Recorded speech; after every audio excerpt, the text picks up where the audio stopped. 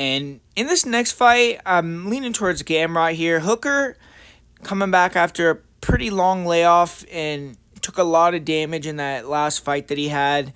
And Gamrot won 3 in a row since the loss to Benil, so he's kind of got his groove back a little bit, even though people are discrediting or kind of not disrespecting, but just pointing out that he had kind of a lackluster performance versus RDA, which is true, but this is probably a hard matchup for Hooker, man. I mean, it's hard exactly to say. Hooker is winning there against a couple grapplers way back in the day, like Jim Miller, Gilbert Burns, and he was able to get him out of there early. And if he can close that gap and put those combinations like he was doing on Jalen Turner on Gamrot, man, he could knock him out. But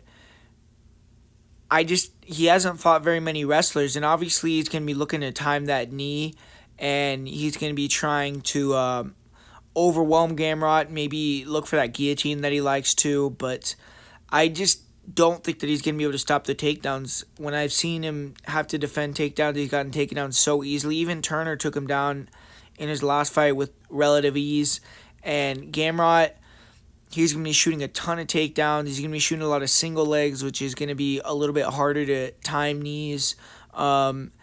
And I feel like if he can get him down early, he has a chance to pass his guard and get a quick submission like Islam did.